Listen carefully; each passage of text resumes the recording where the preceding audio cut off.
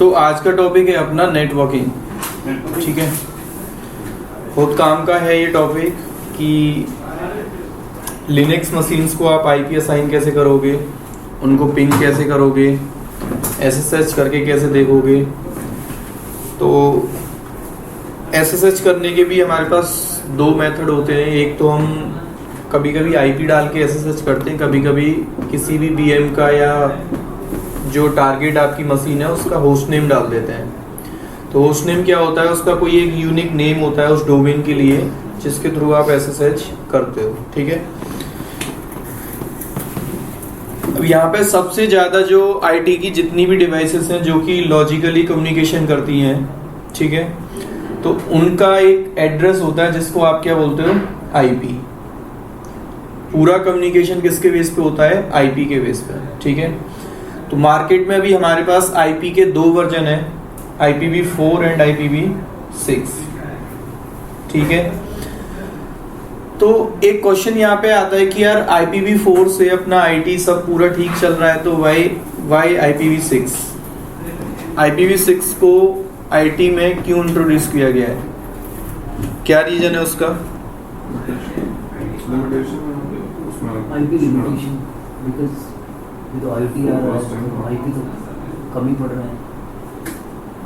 मैंने तो देखा नहीं कहीं पे आईपी कम पड़ रहा है।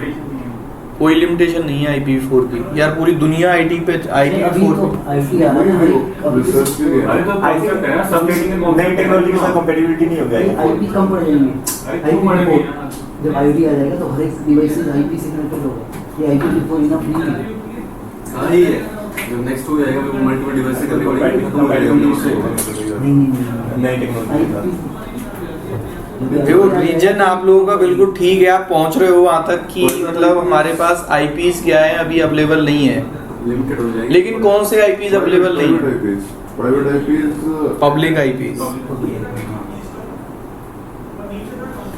क्योंकि जितने भी आईएसपी हैं वो एक स्टेज पे आके बोलेंगे कि यार we don't have enough public IP, क्योंकि आपको पता होगा दुनिया में जितनी भी वेबसाइट चल रही है ना वो एक सिंगल पब्लिक आईपी पे तो चलती हैं, उनके लिए एक यूनिक पब्लिक आईपी आईएसपी को देना ही पड़ता है, ठीक है। ISP means domain provider. मैंने बोला आपने एक वेबसाइट बनाई तो GoDaddy वगैरह से आप क्या लेते हो, उसका एक डोमेन परचेज करते हो।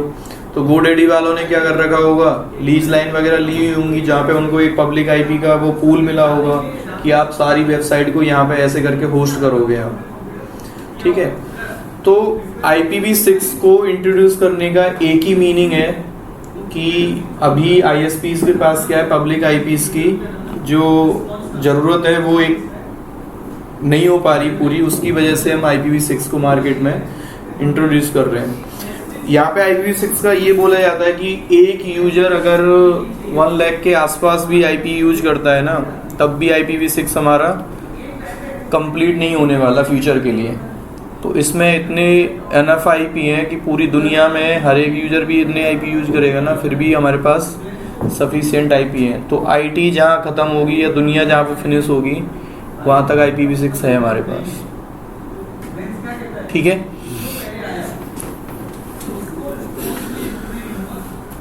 नेटवर्क सबको पता है, नेटवर्क क्या होता है, group of machines, group of devices which are logically connected to each other, ठीक है। नेटवर्किंग का मीनिंग क्या होता है, when devices start communication with each other, उसको बोलते हैं नेटवर्किंग। किसी भी फिजिकल टोपोलॉजी को देख के आप बोल सकते हो कि मैंने कहा कि मेरे ये पीसी है यहाँ पे और यहाँ मैंने आगे एक सेंट्रल स्विच लगाया हुआ है, तो इसका मीनिंग क्या हो गया, these PCs connected to switch. तो यहाँ पे हमारा आपने देखा होगा एक स्टार टोपोलॉजी होती है। स्टार का मीनिंग क्या होता है, बीच में भी कोई हम एक सेंट्रल डिवाइस यूज करते हैं जहां से कि सारी डिवाइसेस आपकी कनेक्ट होंगी, ठीक है। तो नेटवर्क के we have 3 types, LAN, MAN, वैन, सबको पता ही है, लोकल एरिया, मेट्रोपॉलिटन और वाइड एरिया नेटवर्क, ठीक है। नेटवर्किंग हमारी 2 टाइप से होती है, या तो हमारा क्या होता है पीयर टू पीयर यानी कि 1-to-1 नेटवर्किंग होती है, या फिर होता है सर्वर क्लाइंट नेटवर्किंग। ठीक है, 1-to-1 में क्या होता है, आपने दो डिवाइसेस लिए और दोनों को एक केबल के थ्रू क्या कर दिया, कनेक्ट कर दिया, उसको 1-to-1 बोलते हैं। दो डिवाइसेस को आप आपस में कम्युनिकेशन करा रहे हो, लेकिन आपका सोर्स और डेस्टिनेशन आपको पता ही है कि कौन सा मेरा सोर्स है और कौन सा डेस्टिनेशन है। सर्वर क्लाइंट में क्या होता है, किसी भी एक डोमेन के लिए एक मशीन आपका एज ए सर्वर ट्रीट करेगी और रेस्ट ऑफ दी मशीन आपकी क्या होंगी, क्लाइंट। सर्वर क्या है कि एक हमारा सेंट्रलाइज पॉइंट है जहां पे आपने कोई एक सर्विस को कॉन्फ़िगर किया है और उस सर्विस को जो यूज कर रहे हैं वो कौन है, आपकी रेस्ट ऑफ दी मशीन। मैंने बोला कि कंपनीज में एक DHCP सर्वर है। DHCP server can be your router, can be your Linux machine, can be your L3 switch. ठीक है, जहां पे भी आपने DHCP में पूल डिफाइन किया या फिर आपने बताया कि सारे जो मशीन है इससे कनेक्टेड है और उनको जो IP जाएगा वो कहां से जाएगा, DHCP सर्वर से। तो DHCP हमारे पास एक यूटिलिटी है जिसके थ्रू आप क्या कर सकते हो, अपनी मशीन को ऑटोमेटिक IP असाइन करा सकते हो। ठीक है, तो अभी हम स्टार्ट कर रहे हैं IP, क्या बोलते हैं इसको, इंटरनेट प्रोटोकॉल।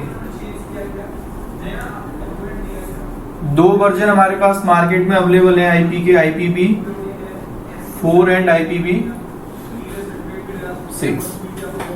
दोनों में डिफरेंसेस क्या है,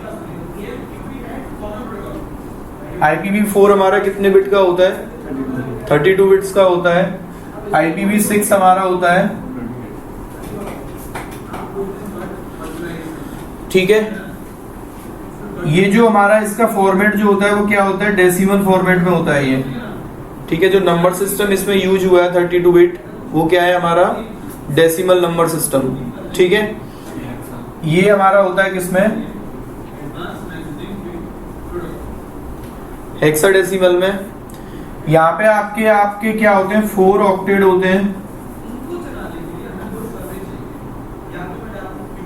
ठीक है, और यहाँ पे होते हैं आपके टोटल क्या, 8 हेक्सा। ठीक है, 1 ऑक्टेट इक्वल टू क्या होता है आपका,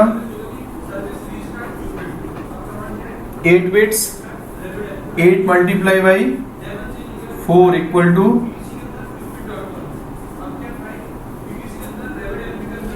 यहाँ पे 1 हेक्सा इक्वल टू क्या होता है आपका, 16 बिट्स। ठीक है, 16 मल्टीप्लाई बाई 8 कितना होगा आपका, 128। इतना ही होता है ना।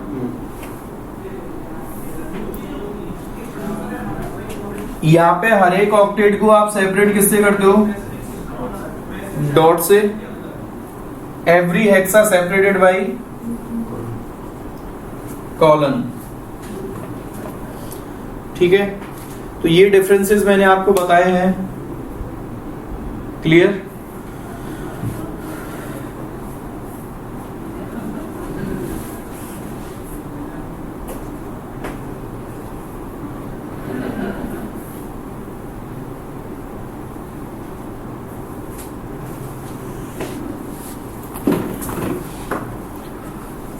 कर लिया नोट डाउन।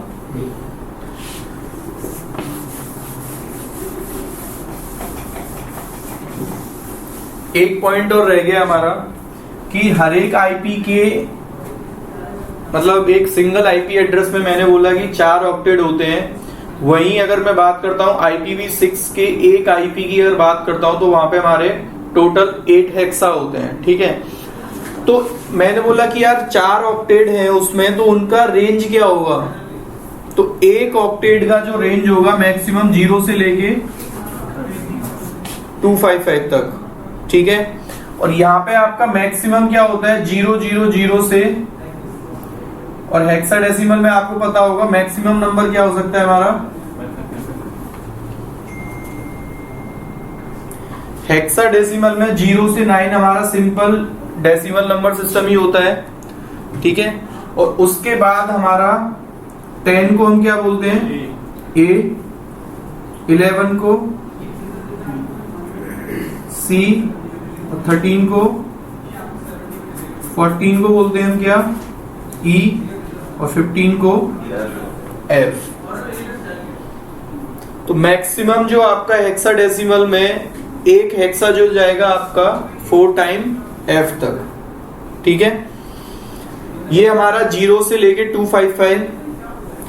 अब पता है ये आईपी का स्टैंडर्ड कौन डिफाइन करता है, हम लोग डिफाइन नहीं करते, ये पहले से स्टैंडर्डाइज्ड है कि यही चीजें आपको लेनी है, इसके ना आप कम ले सकते ना आप इससे ज्यादा ले सकते हैं, क्योंकि आईटी की डिवाइसेस जो है हमारा कम्युनिकेट जो करती है वो कम्युनिकेट करती है लैन कार्ड के बेस पे, क्योंकि आईपी असाइन कहाँ पे किया जाता है, लैन कार्ड पे, ठीक है।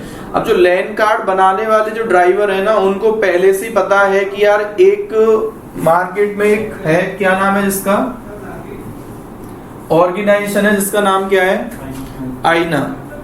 उसने पहले ही स्टैंडर्ड डिफाइन कर दिया कि जितने भी आप लॉजिकल डिवाइसेस बनाओगे जिसके बेस पे मशीनें आपस में क्या करेंगी, कम्युनिकेशन करेंगी, तो उनका स्टैंडर्ड मैंने पहले से डिफाइन किया है कि आपको जो आईपी अगर आप उस पे असाइन करने जा रहे हो तो उसका प्रोग्रामिंग आपको ऐसे करनी है कि उसकी रेंज इससे अगर यूजर कम दे या ज्यादा दे, 0 से कम तो दे ही नहीं सकता, -1 थोड़ी देगा, 255 से जैसी ज्यादा दे तो क्या कर दो आप उसको एक एरर दो कि you can not assign the IP because it's not a valid range, ठीक है।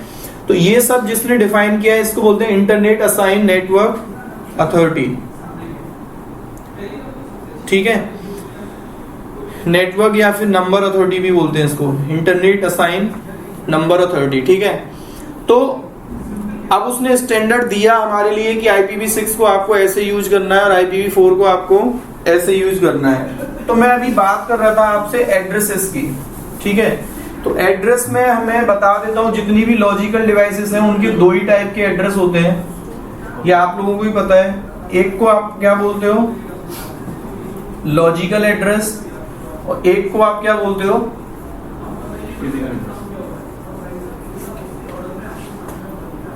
ठीक है। लॉजिकल जो हमारा होता है इट कैन बी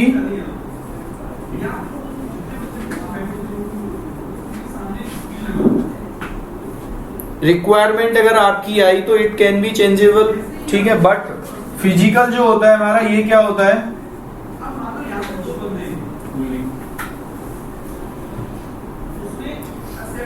इसका एग्जांपल क्या होता है लॉजिकल का, हमारे पास या तो IPv4 होगा वो, या फिर IPv6 होगा। होस्ट नेम भी हो सकता है, होस्ट नेम को हम चेंज कर सकते हैं, एड्रेस नहीं बोलते हैं, क्योंकि होस्ट नेम तो मैप किया जाता है किसी आईपी के साथ। नहीं जैसे मैं that is also unique identity for a particular domain. हाँ मतलब किसी की मैं एक्सेस करता हूँ तो उसका होस्ट का नाम भी दे सकता हूँ // लेकिन उसको एड्रेस नहीं बोलते हैं हम, एड्रेस होगा आईपी। होस्ट नेम तो मैप किया जाता है किसी आईपी के साथ, तो अल्टीमेटली आपने अगर गलत आईपी वहां पे दे दिया तो वो होस्ट नेम कोई काम का नहीं है, क्योंकि वो आईपी अगर रीचेबल नहीं होगा तो आपका होस्ट नेम भी काम नहीं करेगा, ठीक है। तो उसकी मैपिंग करी जाती है किसी आईपी के साथ।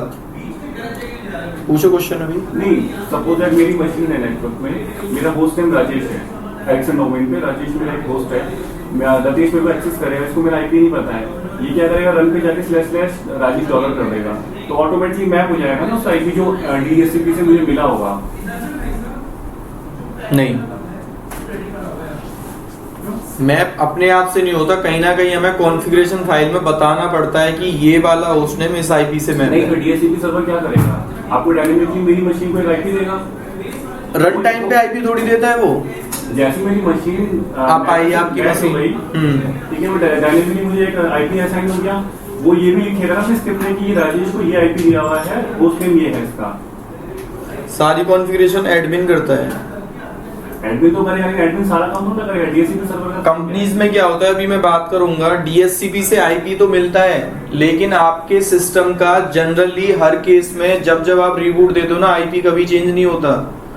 आपने देखा होगा कितने बड़े बड़े सर्वर्स लगे हैं OSS के, और कई बारी हम VMs को रिबूट भी देते हैं। वहां पे बोलते हैं ना कि OSS में एक प्लांट एक्टिविटी होगी, मेंटेनेंस विंडो, जहाँ पे OS पूरा रिबूट होगा, तो कभी ऐसा सुनने को मिला कि आईपी उसका चेंज हो गया?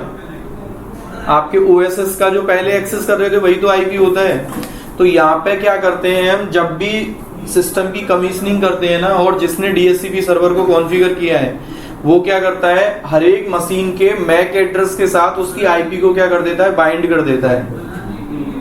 तो वो जो आईपी उसने बाइंड कर दिया ना, बाइंड का मीनिंग है कि आपका उसने लॉजिकल एड्रेस को भी क्या कर दिया है, एक मैक एड्रेस की तरह स्टिक कर दिया लैन कार्ड पे, कि अब इसका आईपी DHCP से तो मिला है लेकिन चेंज नहीं होगा नेक्स्ट रिबूट पे। जबकि DHCP ये कहता है कि अगर आपने मैक बाइंडिंग नहीं करी है ना, तो जितनी बार आप मशीन को रिबूट करोगे उतनी ही बार आपका क्या होगा, आईपी चेंज होगा। अमेजन पे अगर आपने कोई इंस्टांस बनाया है तो अमेजन में पब्लिक आईपी जो होती है ना, या फिर प्राइवेट आईपी भी, जितनी बार आप इंस्टांस को रिबूट करते हो ना, आपका आईपी चेंज हो जाता है। क्योंकि आईपी उसको कहां से मिला है, इंस्टांस को DHCP के थ्रू। तो DHCP ये कहता है कि पूल में उस टाइम पे जो आईपी फ्री मिलेगा मैं आपको क्या कर दूंगा, असाइन करके दे दूंगा। ठीक है, तो उस केस में क्या होता है, जब आप राजेश के नाम से SSH कर रहे हो ना, तो आपका राजेश तो मैप है किसी आईपी के थ्रू, और आपकी आईपी को क्या कर दिया उन्होंने, मैक के साथ क्या कर दिया, स्टिक कर दिया है कि अब आप जितनी बार मशीन को रिबूट करोगे आपका आईपी भी चेंज नहीं होगा। तो ये होता है वहां पे रीजन उसका मीनिंग ये नहीं है कि रन टाइम पे राजेश, पहले जैसे इन्होंने SSH किया तो ये पहले राजेश को देखेंगे, अब राजेश देखेगा आईपी कौन सी है, तो डायनेमिकली नहीं होती है चीजें। ठीक है, क्योंकि ये स्टैटिक फाइल में कहीं ना कहीं लिखा हुआ है कि Rajesh is map to this IP, और वो आईपी अगर रीचेबल नहीं है आपका, तो आप कभी भी मशीन को SSH नहीं कर सकते, चाहे आपने फाइल में कोई सा भी नाम लिखा हुआ है। आईपी तो रीचेबल होना ही चाहिए मशीन को SSH करने के लिए, चाहे आप होस्ट नेम से कर रहे हो चाहे आईपी से कर रहे हो। ठीक है, अब देखो जो चीज यूनिक है उसको आप चेंज नहीं कर सकते हैं, इसको चेंज कर सकते हैं, लेकिन राइट्स किसके पास होते हैं, इसको जिस वेंडर ने इसको बनाया है। ठीक है, तो मैक एड्रेस जो होता है हमारा वो कितने बिट का होता है, 48 बिट्स का होता है। ठीक है, और उसका भी फॉर्मेट क्या होता है हमारा,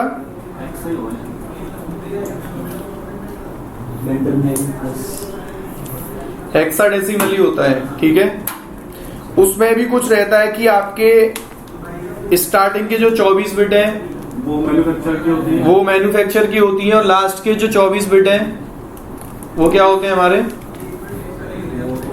चेंजेबल होते हैं। ठीक है, कि वेंडर के लिए बोला जाता है कि आप जो भी निक NIC बनाओगे अपना, तो लास्ट के 24 बिट में चेंज करो, लेकिन अब उसको भी आईना ही बोलता है, मैक एड्रेस को भी आईना ही डिफाइन करता है। उनको बोलेगा कि आपको मैं एक यूनिक रेंज दे रहा हूं, क्योंकि यार ऐसे तो अपने मन से कोई भी रेंज लेके कुछ भी बना देगा ना, वो कॉन्फ्लिक्ट होगा, क्योंकि मैक क्या है हमारा, यूनिक है। तो उन्होंने बोला कि स्टार्टिंग के जो 24 हैं वो वेंडर आईडी हैं। जैसे मैंने बोला मैंने एक कंपनी खोली NIC करके, मेरा काम क्या है, लैन कार्ड बनाने का काम है, तो अब मैं अपने मन से लैन कार्ड पे कोई भी मैक थोड़ी असाइन करके दे दूंगा। अभी सपोज करो मैंने सेम करके दे दिया और किसी कंपनी में मैंने सेल कर दिया उसको, वहां पे क्या बोलेगा, वो कॉन्फ्लिक्ट करेगा एड्रेस। तो उस वजह से हम क्या करते हैं, वेंडर को बताते हैं कि आपको पहले तो एक लाइसेंस लेना पड़ेगा, उस लाइसेंस में आपको एक रेंज दी जाएगी जो कि फ्री होगी अभी अवेलेबल, तो उसके बेस पे आप क्या करोगे, अपने लैन कार्ड बनाओगे, लेकिन स्टार्टिंग के 24 बिट में कोई भी चेंज आप नहीं करोगे। जो आपको चेंज करने लास्ट के 24 बिट आपको दिए जाएंगे, उसमें आप कोई भी चेंज कर सकते हो। ठीक है,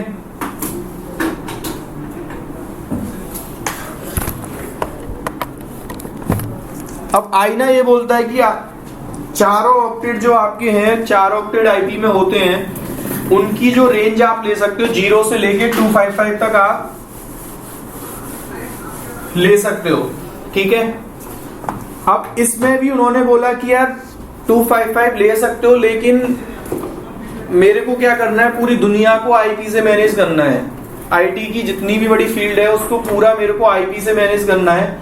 तो अब उसमें उन्होंने क्या किया, यार मैं इसको क्या करूंगा, लॉजिकली डिवाइड करूंगा क्लासेस में, जिसके बेसिस पे हम क्या करेंगे, अपने नेटवर्क को आइडेंटिफाई कर पाएंगे कि मेरा नेटवर्क कितना बड़ा होने वाला है। So we have total 5 IP classes कितनी क्लास होती है आईपी की? 5। 5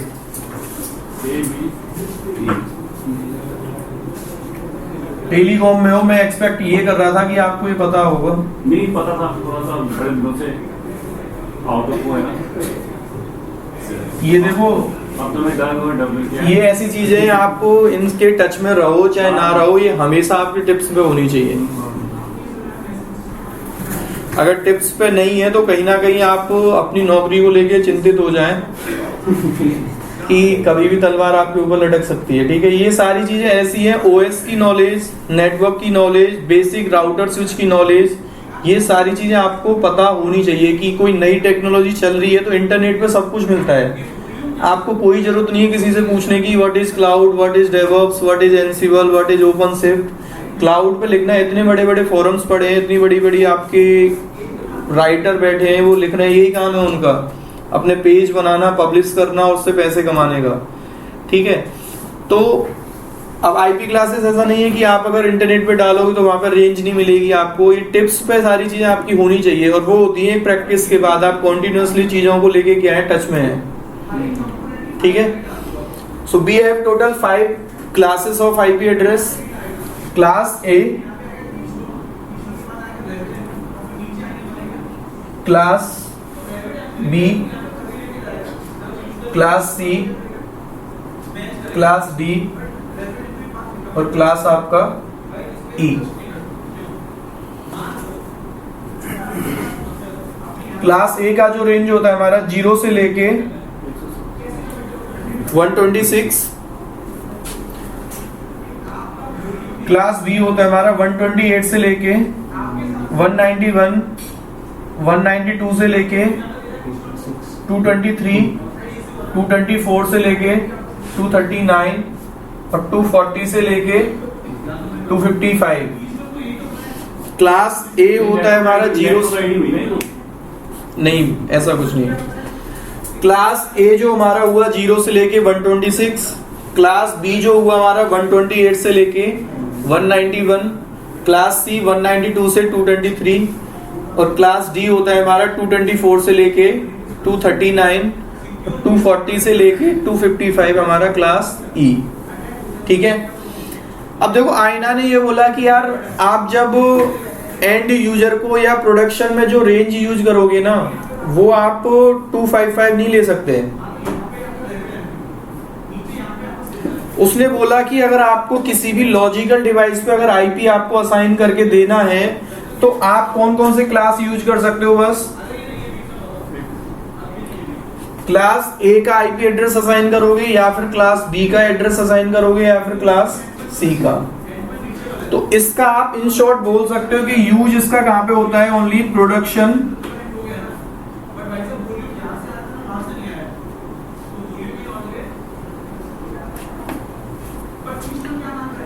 प्रोडक्शन का मीनिंग ये हो गया कि कंपनीज में आप घर पे या कहीं पे इंटरनेट पे जहां पे भी आप काम कर रहे हैं, आपको जो आईपी मिलेगा ना हमेशा या तो क्लास ए का होगा, या फिर क्लास बी का होगा, या फिर वो क्लास सी का आईपी होगा। आपने बोला कि ये वाली रेंज कहां पे यूज होती है? फिर क्लास डी जो है हमारा, ये जो रेंज यूज होती है हमारी वो कहां पे होती है? मल्टीकास्टिंग। ठीक है, ब्रॉडकास्टिंग या मल्टीकास्टिंग दोनों में कहां पे यूज होता है इसका? क्लास डी का यूज होता है हमारा। और क्लास ई का जो यूज होता है हमारा,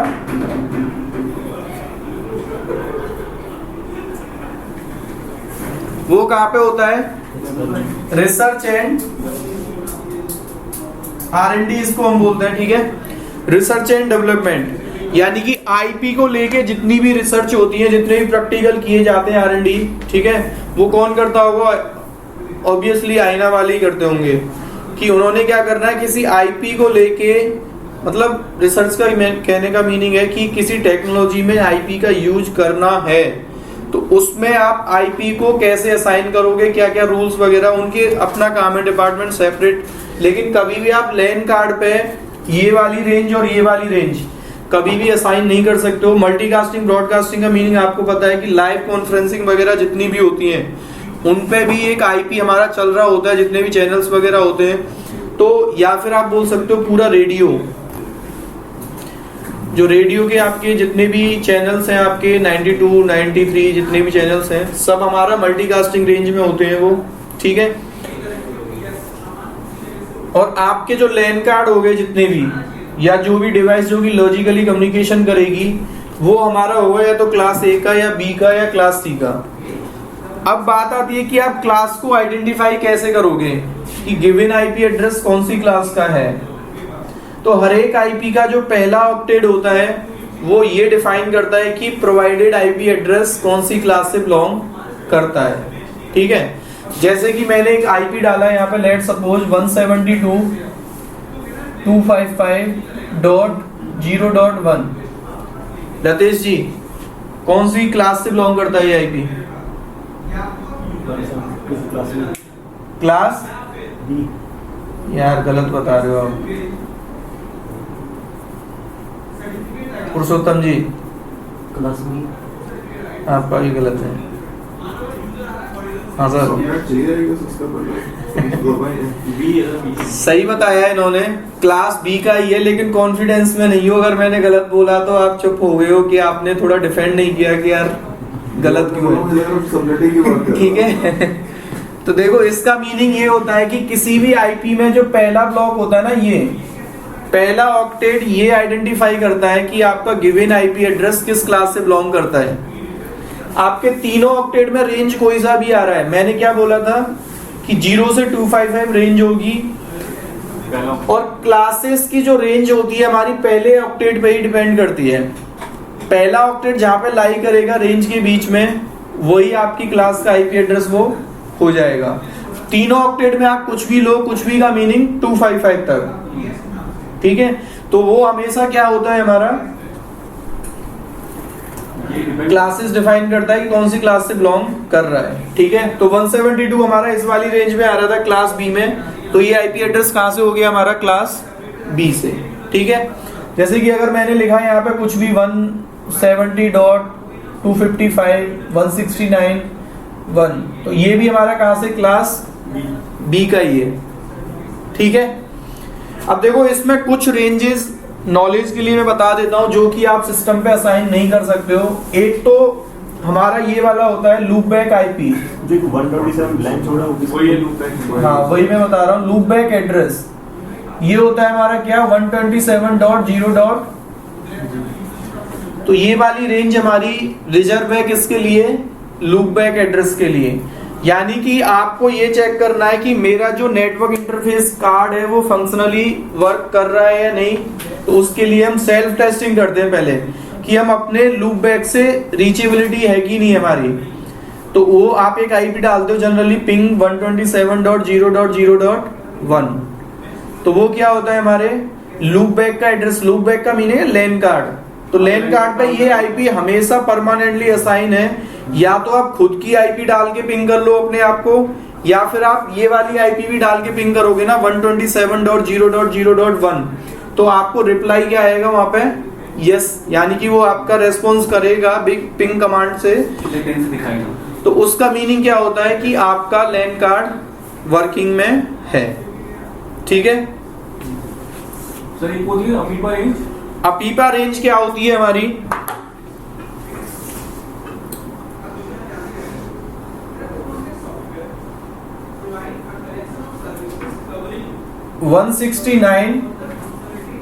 ये वाली 169 से जो भी रेंज स्टार्ट होगी ना हमारी, तो वो होती है अपीपा। अपीपा का मीनिंग क्या होता है? ऑटोमेटिक प्राइवेट आईपी असाइन या फिर एड्रेस। ऑटोमेटिक आईपी असाइन क्या यूज होता है? अभी मैं एक नेक्स्ट टॉपिक लिख रहा हूं, उसमें इसका यूज बताऊंगा आपको, ठीक है। ये क्लियर आपका IP class? Sir IP class में वो भी तो होता है नेटवर्क आईडी फिर होस्ट आईडी। बता रहा हूँ बता रहा हूँ अभी नहीं पता है यार मेरे को।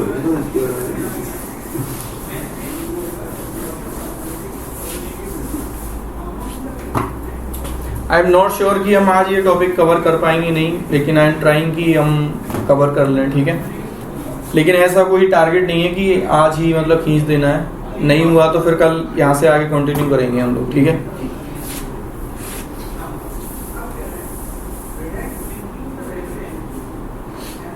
अपीपा रेंज, देखो आईपी असाइन करने के हमारे पास दो तरीके हैं।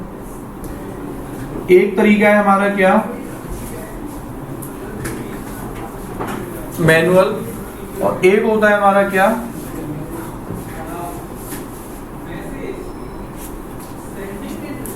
ऑटोमेटिक, ठीक है।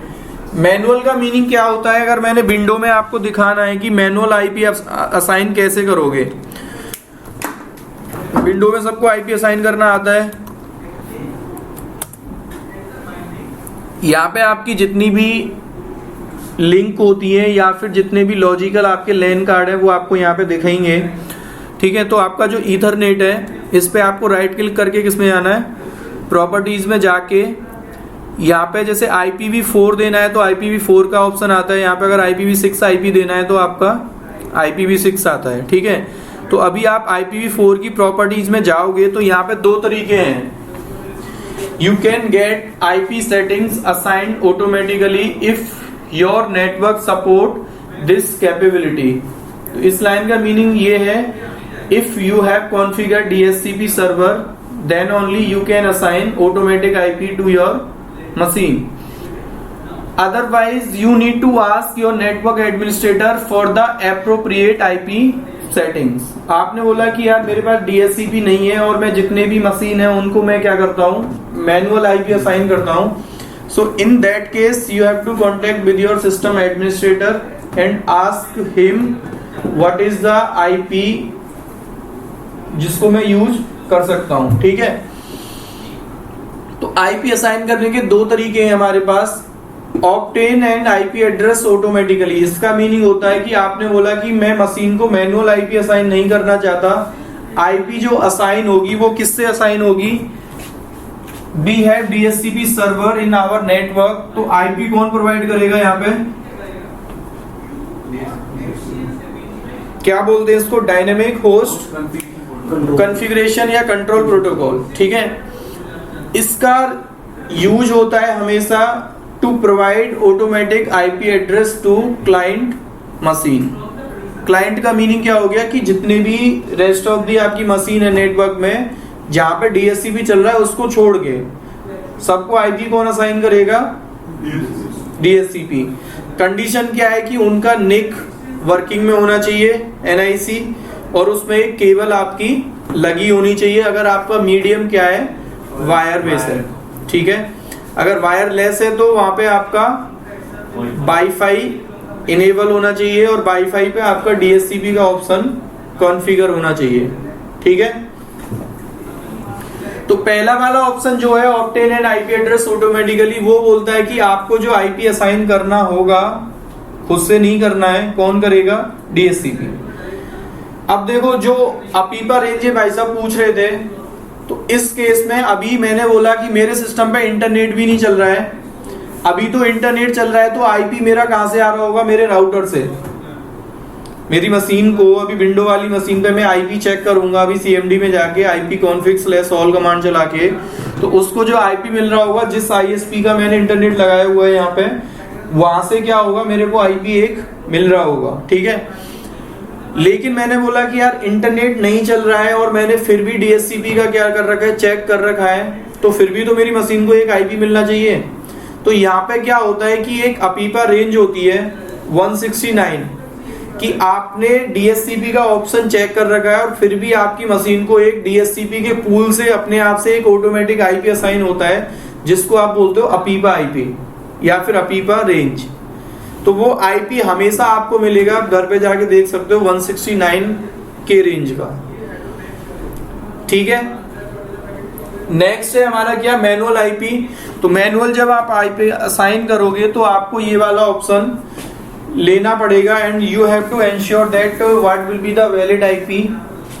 सेम नेटवर्क के लिए आप सेम IP असाइन नहीं कर सकते हो दो मशीन को, ठीक है। वो बोलेगा कि ये IP क्या है, आपका कॉन्फ्लिक्ट कर रहा है, मिसमैच हो रहा है, तो आपको एक यूनिक IP अगेन एक नेटवर्क के लिए आपको लेना पड़ेगा। ठीक है, डिफॉल्ट गेटवे का मीनिंग सबको पता होगा। गेटवे का मीनिंग क्या होता है? किसी नेटवर्क से बाहर जाने का एक रास्ता सभी क्लाइंट के पास होगा, वो क्या होता है? हमारा गेटवे होता है। ठीक है, मल्टीपल गेटवे भी हो सकते हैं। ये स्टेटमेंट गलत होगा अगर मैं ऐसा बोलूंगा कि एक नेटवर्क के लिए सभी क्लाइंट के पास एक ही रास्ता है। नहीं, अलग भी होंगे, लेकिन कंडीशन क्या है? वो गेटवे उस क्लाइंट से रीचेबल होना चाहिए, तब ही आप किसी दूसरी मशीन को रीचेबल या पिंग कर सकते हो। ठीक है, डीएनएस का अभी मैं बताऊंगा कि डीएनएस का क्या यूज है। यहाँ पे जो ये आ रहे हैं आपके प्रेफर्ड डीएनएस और अल्टरनेट डीएनएस। तो डीएनएस में हमारे दो तरीके के ऑप्शन होते हैं, एक तो प्राइमरी डीएनएस होता है हमारा और एक सेकेंडरी होता है। तो प्रेफर्ड जो होता है हमारा वो प्राइमरी में आएगा, और जो आपका अल्टरनेट डीएनएस है वो आपका आएगा किसमें? सेकेंडरी में। ठीक है, अब देखो आईपी के साथ यहाँ पे एक चीज मैंने नहीं बताई आपको, सबनेट मास्क।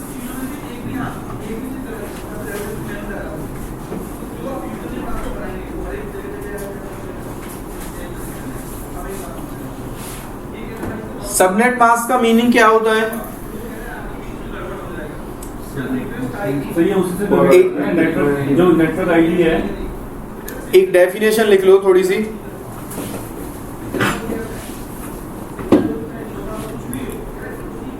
सबनेट मास्क का डेफिनेशन है, it is identify the network ID and host ID network ID and host ID into a provided IP address or network address, IP address और नेटवर्क एड्रेस। इसका meaning क्या हो गया कि आपको किसी आईपी को देख के ये आइडेंटिफाई करना है कि how many bits are reserved for network and how many bits are reserved for host. किसी भी आईपी में या किसी भी नेटवर्क एड्रेस में ये आइडेंटिफाई आपको करना है कि कौन सा पोर्शन मेरा नेटवर्क का है यहाँ पे और कौन सा होस्ट पोर्शन है। तो उसका मीनिंग होता है सबनेट मास्क। आइडेंटिफाई कौन करेगा उस चीज को? Subnet mask. ठीक है, तो सबनेट मास्क का मीनिंग क्या होता है? देखो, मास्क कीवर्ड जहां पे आता है ना, मेरे अकॉर्डिंग मास्क का मीनिंग ये होता है कि आप उसको चेंज नहीं कर सकते। एक होता है कीवर्ड स्टॉप करना किसी चीज को, और एक होता है फ्रीज करना या मास्क करना। फ्रीज का मीनिंग भी यही होता है, अगर आपने देखा हो। फ्रीज का मीनिंग है कि आप उसको क्या नहीं कर सकते हो, ना तो स्टार्ट कर सकते हो, ना चेंज कर सकते हो, ना रीस्टार्ट कर सकते हो, कुछ नहीं कर सकते हो। एक ऐसा लॉजिकल एड्रेस होता है जो कि किसी सबनेट के साथ क्या किया जाता है? मास्क किया जाता है कि अब इस सबनेट के जितने भी आईपीज होंगे उनका सबनेट मास्क क्या रहेगा? सेम रहेगा। अगर आपने सबनेट मास्क चेंज किया तो आपकी कॉन्फ़िगरेशन यानी कि आपकी रीचेबिलिटी उस नेटवर्क से बाहर चली जाएगी। ठीक है, समझ आया ना?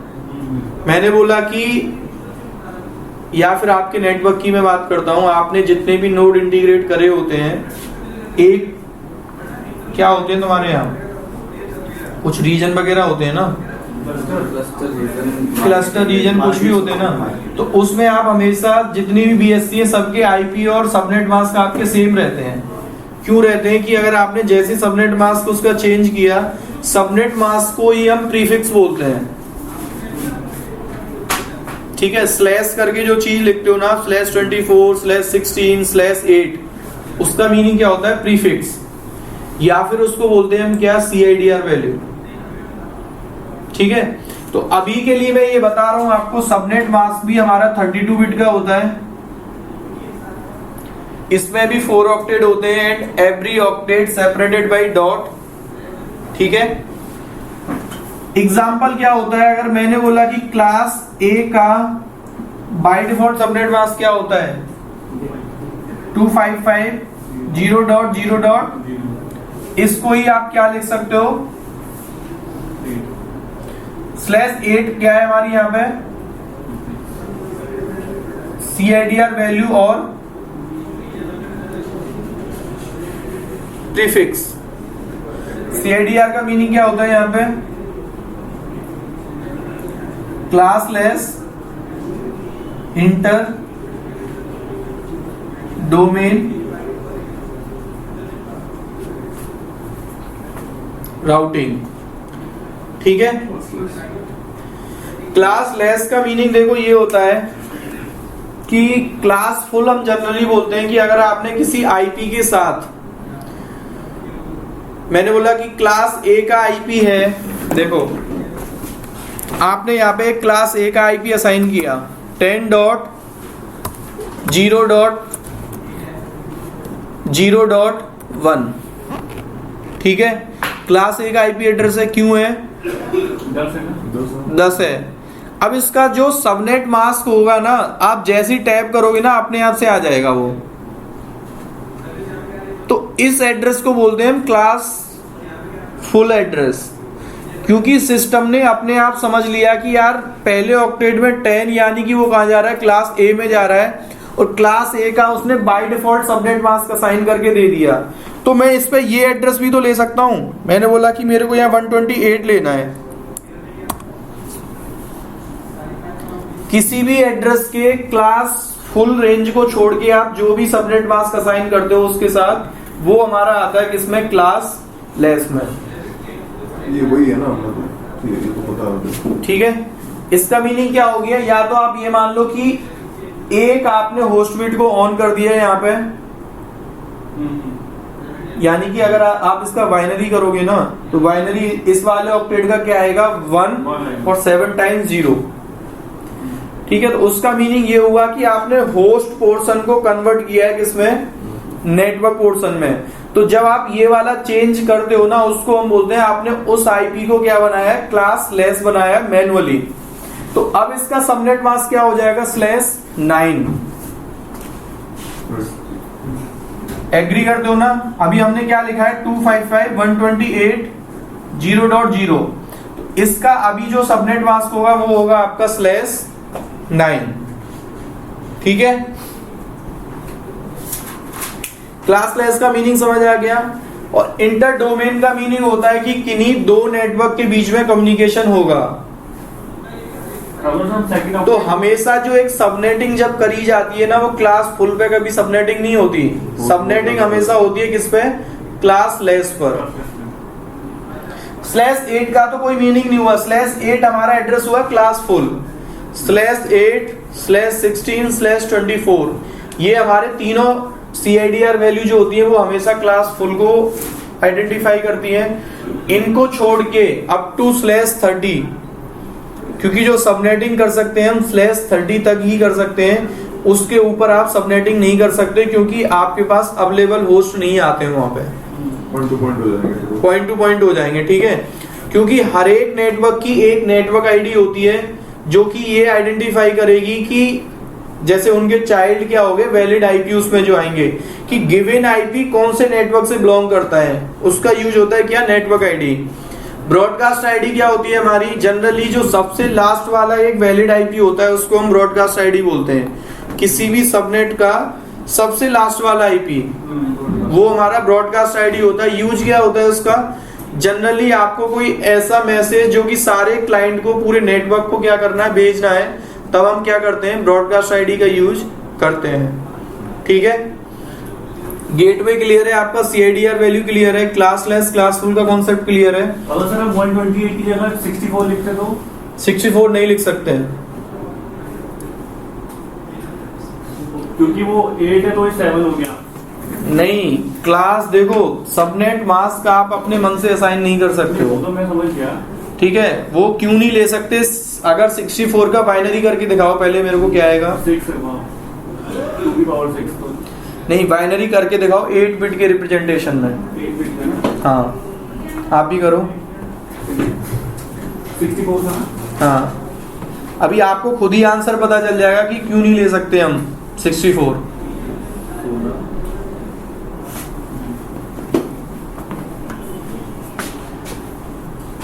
क्लास बी का जो हमारा आईपी होता है, सबनेट मास्क जो होता है वो होता है आपका 255.255.0.0 और क्लास सी का जो होता है हमारा 255 डॉट 201 और फिर 000। हाँ, तो अब इसका मीनिंग क्या हुआ? मीनिंग हुआ आपका, आपने बीच में 2 जीरो छोड़ दिए ना स्टार्टिंग में, तो आप सबनेट मास्क के केस में ऐसा नहीं कर सकते हो। आपका आ रहा होगा ये 1 आ रहा होगा, ये होगा 64, ठीक है। यानी कि आपने एक बिट को तो 0 छोड़ दिया, फिर आपने लास्ट में जाके ऐसा हम सबनेट मास्क के केस में नहीं कर सकते हैं। सबनेट मास्क में हमेशा ऑर्डर में ही आपको बिट ऑन करने पड़ेंगे। आप ऐसा नहीं कर सकते कि ये 2 बिट आपने ऑफ छोड़ दिए फिर इसका बाइनरी जो है वो आपका सबनेट मास्क हो जाएगा, नहीं। सबनेट मास्क में हमेशा सीक्वेंशियल ऑर्डर में ही आपको बिट ऑन करने पड़ेंगे। अगर आप यहाँ पे 64 दोगे भी ना तो वो बोल देगा कि इनवैलिड मास्क। ओके करो यहाँ पे। You entered an invalid subnet mask. The subnet mask has to be contiguous. Please enter a valid mask. तो 128 के बाद तो 64 लिख सकता हूँ? नहीं लिख सकते यार, फिर उसमें भी तो एक बिट ऑफ छोड़ दिया आपने। आप ये भी नहीं ले सकते। आपने बोला कि 255.0.255.0, ये भी हमारा एक क्या है, पहले ये वाला ऑक्टेट पूरा होगा तब आप इसमें जाओगे। और इसमें भी आपने कोई बिट आपने क्या किया, ऑफ कर दिया या बीच में कोई बिट को छोड़ दिया तो वो एक इनवैलिड मास्क होगा आपका हमेशा। हम लोग उल्टा बनाते थे एक्चुअली, मतलब पीछे से जितने हैं उतने 0 फ्री कर लेते थे बेस्ड ऑन रिक्वायरमेंट। हाँ। 8 चाहिए तो 3 खाली कर लो, 4 कर, इस तरह से। या फिर ये भी सही तरीका है, एक जमीन से जुड़े हुए आदमी का जो है ना, वो ये भी सही तरीका है कि आप पीछे से करते आओ, क्योंकि आगे आपको ऑन ही रखना है सीक्वेंशियल ऑर्डर में। तो ये भी अच्छी अप्रोच है कि आप पीछे से क्या कर दो, बिट को ऑफ करना स्टार्ट करो, वही आपका होस्ट पोर्शन होगा। ठीक है, क्लियर है आपका? तो क्लास बी का जो बाय डिफॉल्ट सबनेट मास्क या तो /16 बोलो या फिर इसको 255.255.0.0 255.255.0, ठीक है। आई थिंक अभी हम थ्योरी कवर कर चुके हैं। कुछ और कोई डाउट थ्योरी को लेके?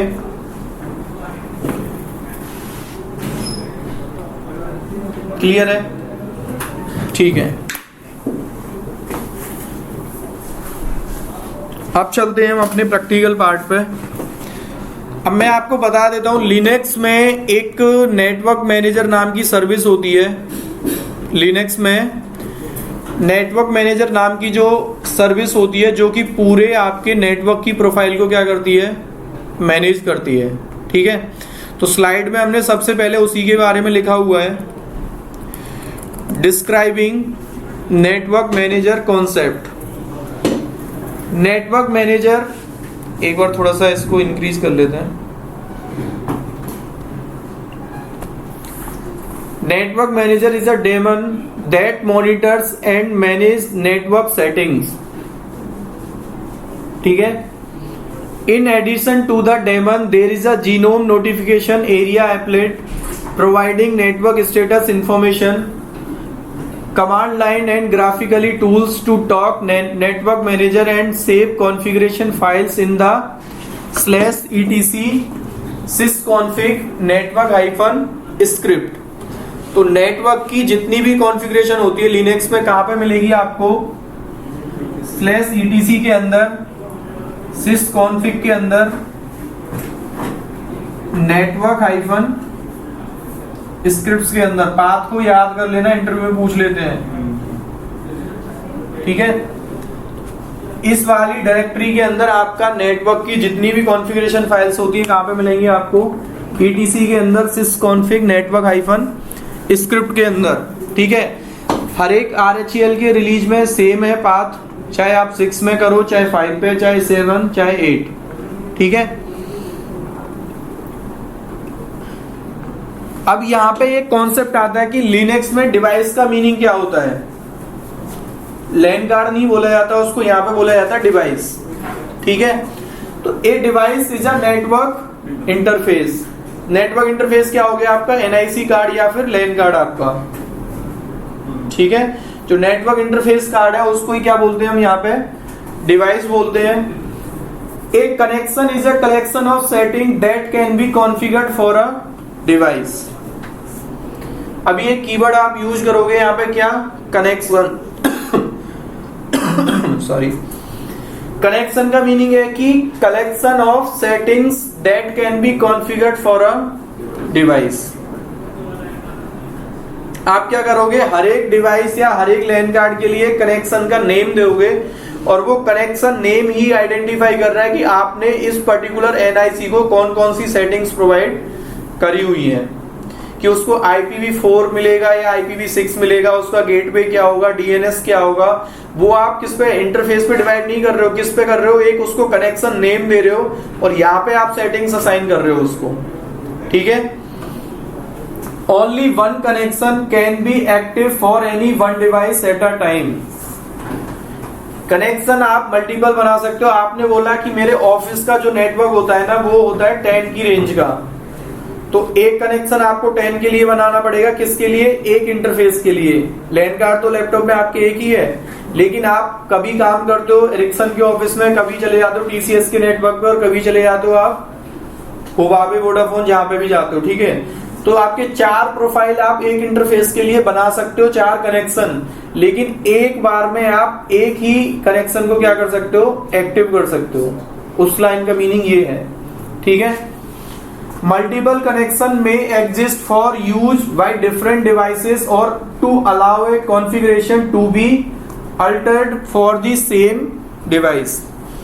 If you need to temporarily change networking settings instead of changing the configuration of a connection, you can change which connection is active for a device, ठीक है। For example, a device for a wireless network interface on a laptop might use different connection for the wireless network at a work site or for the wireless network at a home।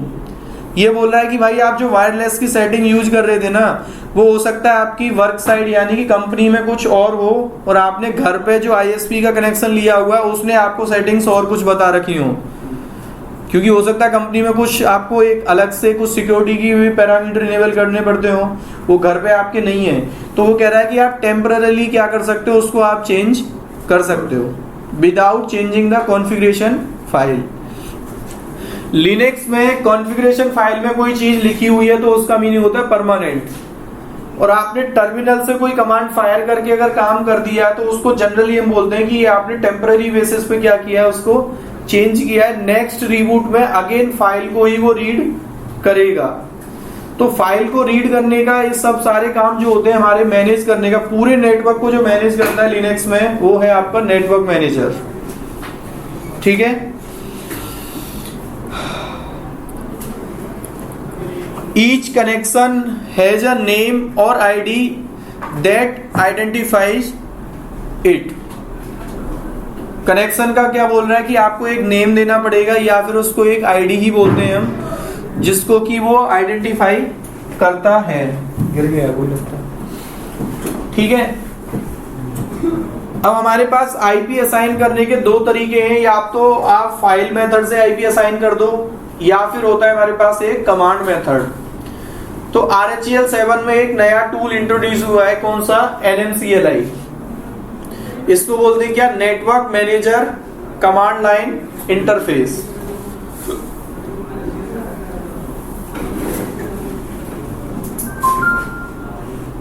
यानी कि command method से अगर आपको assign करना है IP, तो आपको कौन सा टूल यूज करना पड़ेगा? NMCLI। और फाइल मेथड से आपके पास फाइल है कौन सी डायरेक्टरी के अंदर? ETC के अंदर, sysconfig network - स्क्रिप्ट के अंदर। यहाँ पे जाके आप अपने कॉन्फ़िगरेशन फाइल में मैनुअली क्या करो? पैरामीटर लिखो। तो जनरली हम कमांड मेथड इसलिए यूज करते हैं क्योंकि हर एक बंदे को पैरामीटर याद नहीं होते। कमांड हम याद कर सकते हैं क्योंकि कमांड में हमारे पास हेल्प के ऑप्शन भी हैं। या तो आप गूगल से सिंटेक्स निकालो फिर अपनी फाइल बना दो, या फिर आपको याद हो तो फाइल बना सकते हो। बाकी का अल्टरनेट प्रेफर्ड वे हमारा क्या होता है, NMCLI को आप यूज करो। तो NMCLI जो है आपका RHEL 6 में नहीं चलेगा, 7 या 8 में ही चलता है आपका NMCLI। RHEL 6 में हमारे पास एक सिंगल कमांड होती थी, क्या, जिसको बोलते हो आप सेटअप। तो सेटअप कमांड जो थी हमारा, आपको एक अलग से विंडो ओपन करके देता था ब्लू कलर में। वहां पे आपसे जनरली IPv4, 6 जो भी आपको असाइन करना है IP, सारा कुछ आप असाइन कर सकते थे RHEL 6 में सेटअप के थ्रू। लेकिन RHEL 7 में ये भी चलता है सेटअप भी, दोनों चलते हैं। लेकिन प्रेफर्ड हमारा क्या है, NMCLI, network manager command line interface. ठीक है,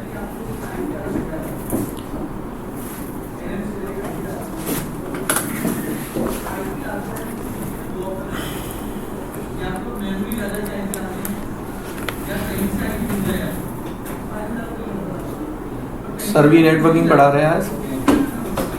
ठीक है, DHCP सर्वर आ रहा है कानून।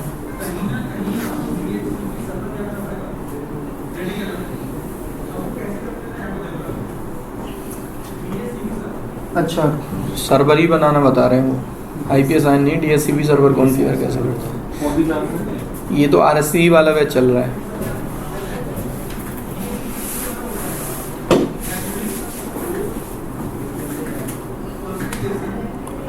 देखो RSC को करके अगर आप सीनियर हो ना, तो ये सर्वर्स की कॉन्फ़िगरेशन इंटरनेट से उठा के आप खुद से पढ़ सकते हो। जस्ट आपको एक लाइन लिखनी है, how to configure DHCP server. मैं लिख के दिखा देता हूँ, आप तो नहीं लिखोगे। How to configure DHCP server in RHEL 7। इतनी वीडियोस पढ़ें TechMint पे पूरा, आपको बस कमांड उठा के चलानी है। RSC ऐसे अगर जिसका क्लियर है ना ठीक से, वो सर्वर्स की कॉन्फ़िगरेशन खुद से पढ़ सकता है। ठीक है, वेबसाइट पे हम जैसे ट्रेनर से कहीं अच्छा समझाया होता है। पढ़ना है बस, आपको सारी चीजें पता है, बताया देखो उसने। पैकेज कौन सा इंस्टॉल करना है, DHCP काम कैसे करता है, बोल रहा है कि एक डोरा प्रोसेस होता है जिस पे ये काम करता है। डोरा का मीनिंग होता है discover, offer, request, acknowledgement. Meaning भी बता रखा है कि client searching for DHCP server. सबसे पहले क्या करता है, क्लाइंट DHCP सर्वर को सर्च करेगा, उसको DHCP मिलेगा। DHCP server sending offer to client. Server ने क्या किया, उसको एक ऑफर भेजा। Client request for IP from DHCP। ठीक है, देखो ऑफर का मीनिंग है कि उसने बता दिया कि yes you are reachable to me. अब क्लाइंट क्या करेगा, फिर से रिक्वेस्ट करेगा कि मेरे को एक IP दे दो अपने पूल से उठा के। Client request for IP from DHCP। DHCP server क्या करेंगे, अपने पूल को चेक करके DHCP server assign IP to client and send the acknowledgement message कि मैंने आपको एक IP प्रोवाइड कर दिया है। चैनल कंसेप्ट है, चैनल कॉन्सेप्ट है इंटरनल। ठीक है, टेलीकॉम में कंसेप्ट ऐसी है, जब आप कॉल इशू करते हो तो ऐसी हाँ सिग्नलिंग होती है। सब बता रखा है देखो, updated file, configure DHCP server, parameters क्या लिखने हैं, IP क्या लिखनी है। याद नहीं होती। बस आपको इंटरनेट पे जाके कीवर्ड लिखने हैं। ठीक है, लिखोगे नहीं, बस पता कर लिया है। नहीं, सब जो काम को वही लिखेंगे ना। DHCP का करना क्या हमने। सही है, DHCP का काम तो आप, हम बोलो आपको है बच्चे पढ़ाने।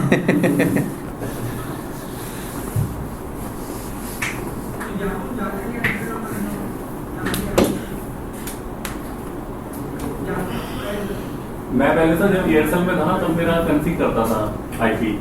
जैसे मैं मशीन ऑन करता था, your IP is configured with some machine. हमेशा ऐसे होता था, हमेशा। फिर वो ले लेता हूँ स्टार्टिंग।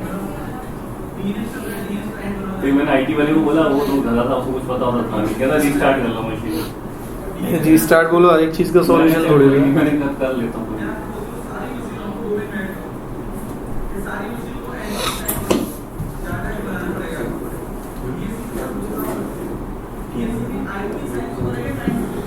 तो सबसे पहले आप टॉपिक डाल लो एक होस्ट नेम। देखो होस्ट नेम का मीनिंग क्या होता है, एक computer host name represents a unique name that gets assigned to a computer in a network in order to uniquely identify that computer in that specific network। तो name assign करने का सीधा सा मीनिंग ये होता है कि आप आईपी को याद नहीं कर सकते हो, नेम को आप इजीली क्या कर सकते हो, याद कर सकते हो। ठीक है, तो इसलिए हम क्या करते हैं, किसी भी मशीन को एक होस्ट नेम दे देते हैं और उस होस्ट नेम को हम टैग कर देते हैं किसके साथ, आईपी के साथ, ताकि आप जब अपने प्रोडक्शन सिस्टम पे काम करो तो आईपी ना दे के आप क्या दो, उसका होस्ट नेम दो, क्योंकि होस्ट नेम आप याद रख सकते हो। आपने बोला 15 डेटाबेस सर्वर हैं, 15 के 15 डेटाबेस का मैं कुछ ऐसे नाम दे दूंगा, डेटाबेस 1 2 3 4, तो आप क्या कर सकते हो, ग्रैब कर सकते हो डेटाबेस के नाम से मशीन में। अगर आप होस्ट नेम भूल भी रहे हो ना, कंप्लीट होस्ट नेम क्या है, अगेन अगर होस्ट नेम गलत दोगे तो आप एसएसएच नहीं कर पाओगे, होस्ट नेम आपको करेक्ट देना पड़ेगा मशीन का। तो आपने वो होस्ट नेम कहीं ना कहीं फाइल में लिखा हुआ है, ये सब वही कंसेप्ट हो गया ना, IP2 FQDN जो है, डीएनएस जो काम करता है, काम कर रहा है। डीएनएस सर्वर का काम हमारा यही होता है, आईपी टू नेम रिजॉल्व करके देना और नेम टू आईपी रिजॉल्व करके देना। ठीक है, तो होस्ट नेम चेंज करने की हमारे पास, मतलब होस्ट नेम या तो टेम्परेरी चेंज कर सकते हो या फिर आप परमानेंट, और परमानेंट चेंज करने के दो तरीके हैं, कमांड मेथड से या फिर फाइल मेथड से। ठीक है,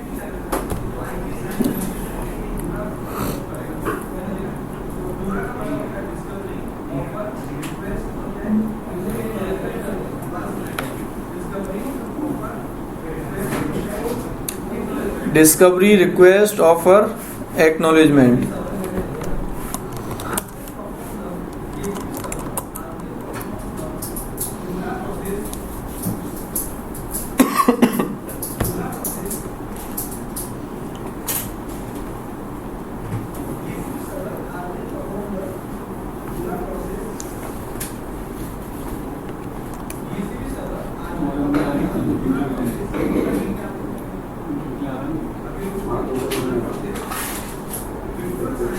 लोग एक कल पर इंटरव्यू है ना, करेक्शन में वॉक इन है क्या, पैनल पे हो गया आप लोग?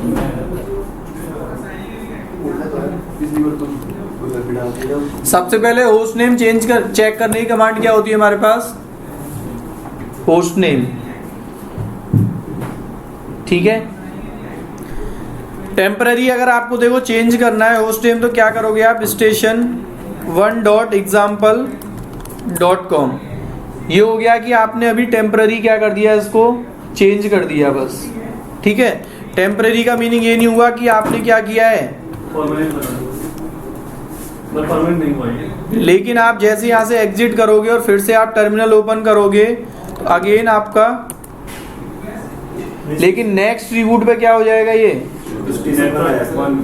स्टेशन 1 आ गया है, लेकिन जैसी मशीन को रिबूट करोगे ना चेंज हो जाएगा, क्योंकि हमारे RHEL 7 में होस्ट नेम की जो फाइल होती है उसमें क्या लिखा हुआ है, कैट करने पे वही आएगा, या तो मशीन को लॉग आउट करोगे या फिर रिबूट करोगे तो अगेन आपको होस्ट नेम क्या मिलेगा, krnetworkcloud.example.com, बिकॉज आपने कॉन्फ़िगरेशन फाइल में क्या लिखा हुआ है।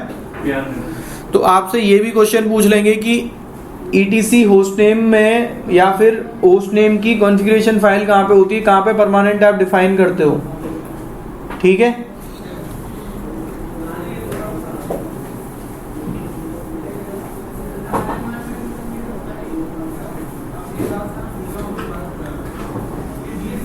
अब परमानेंट चेंज करने के मैंने दो तरीके बताए आपको, एक तो कमांड मेथड से और एक फाइल मेथड से। सबसे पहले बता रहा हूं कमांड मेथड से कैसे करते हैं। ठीक है, तो हमारे पास एक कमांड होती है होस्ट नेम CTL। क्या कमांड होती है, होस्ट नेम, स्पेलिंग गलत लिख रहा हूं क्या मैं, इस कमांड में देखो आपको बहुत सारी चीजें मिलती हैं कि आपका जो चेसिस है वो एक आपका वर्चुअल मशीन है। ठीक है, मशीन का आईडी है आपका, बूट आईडी है, वर्चुअलाइजेशन कौन सा यूज कर रहे हैं आप इसमें, VMware। क्यों? मतलब मैं नहीं लेके आया ना बैग, सर मंगा रहे क्या? आर्किटेक्चर क्या है आपका? x86-64। कर्नल क्या है आपका इसमें? लिनक्स 3.1। ओएस का name CP OS name RHEL 7 आप यूज कर रहे हो 7.3, ठीक है। और इसी कमांड से आप क्या कर सकते हो? होस्ट नेम सेट भी कर सकते हो। आपको क्या लगाना है यहाँ पे? एक ऑप्शन होता है क्या, सेट हाइफन होस्ट नेम, और आपके होस्ट नेम का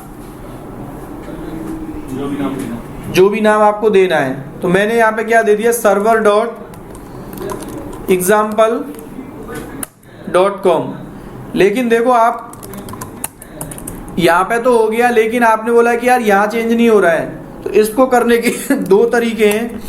या तो आप क्या कमांड चला दो, बैश कमांड चला दो, उसके थ्रू क्या करेगा वो उस कॉन्फ़िगरेशन को रीड कर लेगा। या फिर एक बार टर्मिनल से एग्जिट करो और फिर से टर्मिनल ओपन कर दो, तो वहाँ पे भी आपका होस्ट नेम चेंज हो जाएगा, ठीक है।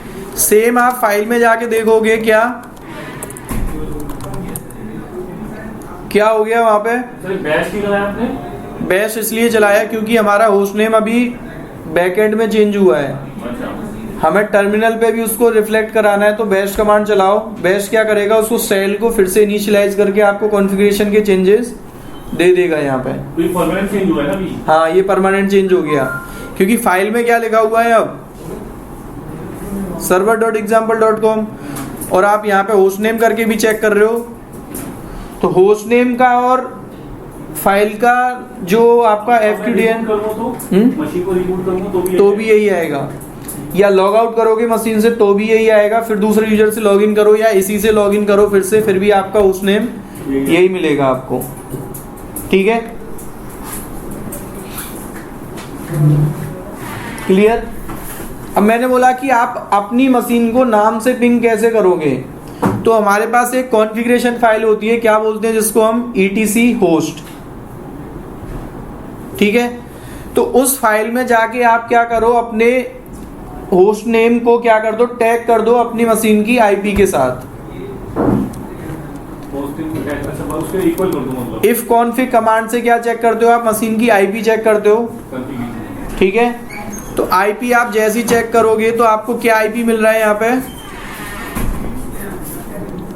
तो आप क्या करो, vim करके etc होस्ट में जाओ, ठीक है, और यहाँ पे 192.168.10.165, ठीक है।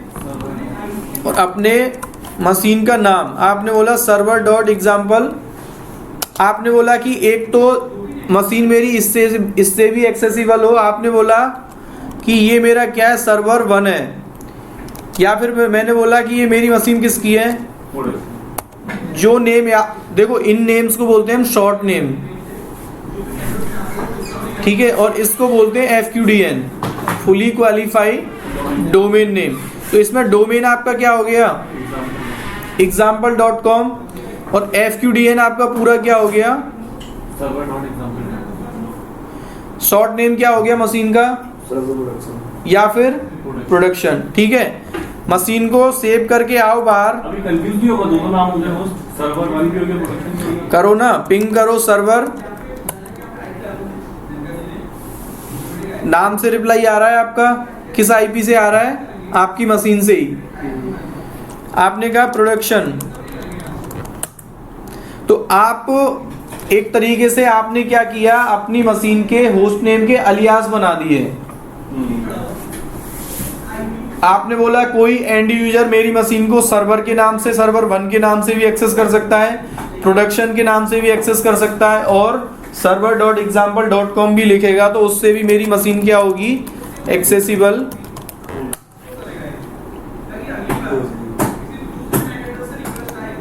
ठीक है, तो होस्ट नेम को लेके आपके डाउट्स क्लियर। तो मैंने यही बता रखा है, host name CTL, now exit from terminal और log out from the machine, optional. Host name cdl command मैंने बता दिया आपको। RHEL 6 में जो आपके कॉन्फ़िगरेशन फाइल होती थी वो होती थी हमारी क्या, etc sysconfig network, ठीक है। IP सब लिखा होगा। नहीं, ओनली होस्ट नेम की बता रहा हूं मैं। जैसे यहाँ पे हमारी होस्ट नेम की फाइल क्या है, RHEL 7 में etc के अंदर होस्ट नेम, तो RHEL 6 और 5 में, क्योंकि देखो ज्यादातर सर्वर्स ना अभी मेरे को देखने को मिलते हैं RHEL 6 पे ही, तो मैं इसलिए RHEL 6 का भी साथ के साथ बता देता हूँ, कहीं वहां पे आप NMCLI चलाओ और बोलोगे गलत पढ़ा के भेज दिया है, ठीक है। तो उसका मीनिंग ये होता है कि RHEL 6 में आपका etc के अंदर sysconfig नेटवर्क नाम की फाइल होती है। यहाँ पे एक पैरामीटर होता है ऐसे करके, होस्ट नेम इक्वल टू, यहाँ पे जो आप वैल्यू दे दोगे वो आपका होस्ट नेम सेट हो जाता है, ठीक है। अब होस्ट नेम कमांड में 3 ऑप्शन होते हैं आपके, -d, -i और -f। अगर आपने होस्ट नेम में होस्ट नेम -i लगाया तो इससे क्या आता है, आपकी मशीन की IP। -i का मीनिंग या तो ifconfig कमांड से चेक कर लो IP आप, या फिर होस्ट नेम में ही -i लगा दो, उससे भी आपकी मशीन की IP आ जाती है।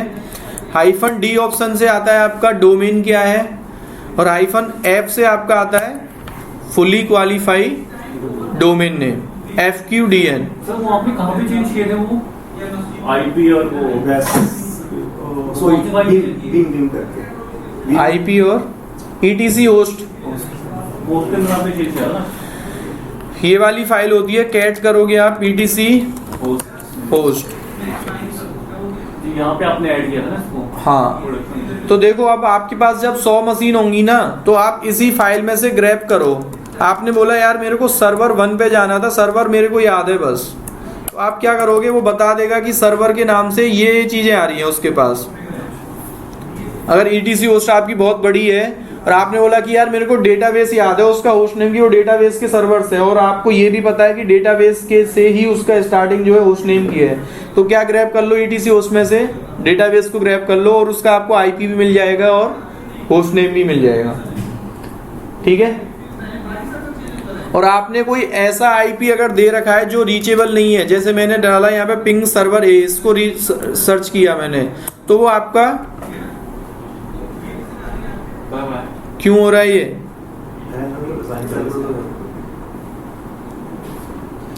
ये तो अभी मैंने IP इसको असाइन कर रखा है इसलिए पिंग हो रहा है। अगर ये IP रीचेबल नहीं होगा ना तो ये आपका IP पिंग नहीं होगा, ठीक है। ये चीज आप याद रखना। etc होस्ट का मतलब ये नहीं है कि वो IP आपका रीचेबल ही होगा। अगर वो IP रीचेबल नहीं है तो आप कभी भी IP को पिंग नहीं कर सकते हो, ठीक है। ये तो खाली होस्ट का साइन है ना ये। हाँ। अब है आपका नेक्स्ट क्या, आपने बोला कि यार मेरे को अपने लैन कार्ड की सेटिंग्स को अभी चेक करना है कि जो IP उसको मिला है वो IP चेक कैसे करोगे और कौन कौन सी उस पर प्रोफाइल पहले से बनी हुई है, ठीक है। तो नेक्स्ट प्रैक्टिकल हमारा क्या है, वैलिडेटिंग नेटवर्क कॉन्फ़िगरेशन।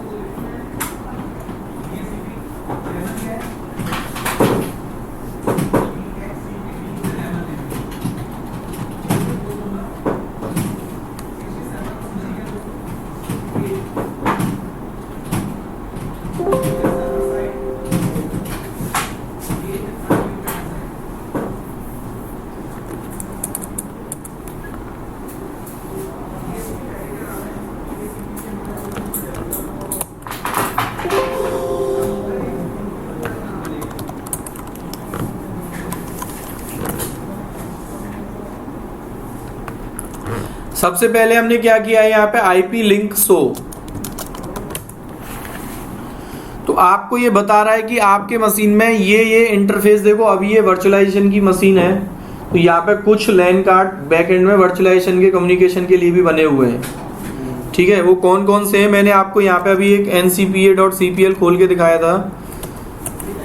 जैसे इन दोनों नेटवर्क के ये क्या है, मेरे वर्चुअल अडेप्टर हैं। तो बेस मशीन से जब कम्युनिकेशन हमें करना होता है ना, तो यहाँ पे ये वाला जो नेटवर्क आ रहा है ना, ये वाला, ये और ये दोनों क्या है, हमारे वर्चुअल ब्रिज बने हुए हैं यहाँ पे। तो जब आप फिजिकल मशीन पे देखोगे ना ये कमांड चला के, तो आपको ये दोनों चीजें नहीं मिलेंगी। आपको क्या मिलेगा, ओनली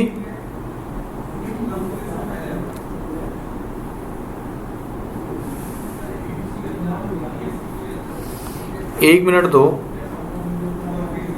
क्योंकि मैंने यहाँ पे क्या कर रखा है, मैं अपने स्नैपशॉट को रिस्टोर करता हूँ। आप अभी ना थोड़ा सा दिमाग लगा लोगे अपना, क्योंकि अभी देखो हम एक चीज करके मैं आपको दिखाता हूँ यहाँ कि मैंने पता है क्या किया हुआ है। कहाँ है, इफ कॉन्फिग करोगे ना मोर, तो यहाँ मेरे 2 लैन कार्ड बना रखे हैं मैंने। ठीक है, बाय डिफॉल्ट आपको तो ये इनिशियल लैन कार्ड, मैं आपको एक प्रैक्टिकल बताऊंगा लैन कार्ड ऐड करना मशीन में। ठीक है, तो उसके लिए मैं क्या करता हूँ, अभी आप ये अज्यूम करके चलो मेरे को फ्रेश मशीन मिली है और उसको एक आईपी असाइन है, फिर उसकी सेटिंग्स आपको क्या करनी है, चेक करनी है। ठीक है, तो अभी मैं रिस्टोर कर दे रहा हूँ उसको।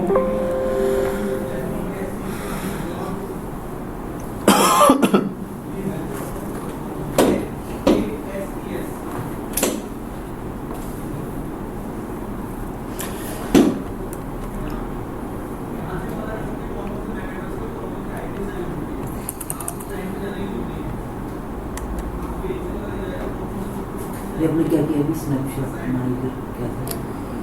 स्नैपशॉट का मीनिंग ये होता है कि किसी स्टेज पे जाके किसी बीएम का फोटो क्लिक कर लेना एक तरीके से।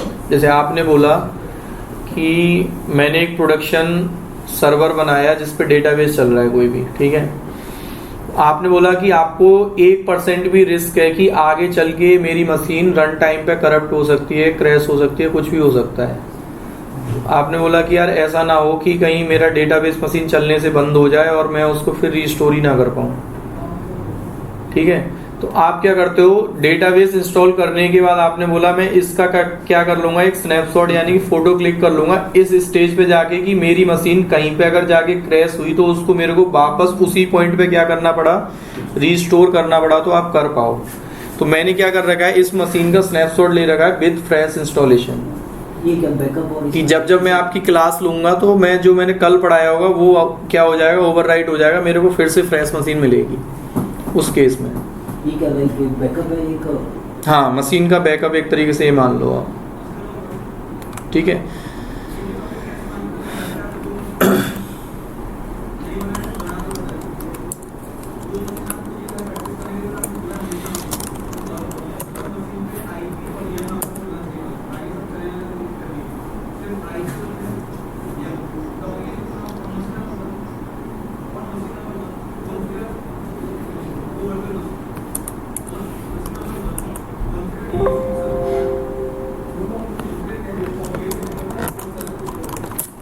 यहाँ से अब आपका प्रैक्टिकल स्टार्ट होता है। ठीक है, सबसे पहली कमांड क्या है हमारे पास, आईपी लिंक शो। तो अभी आपके पास एक ही लैन इंटरफेस कार्ड आ रहा है, ठीक है, जो कि आपका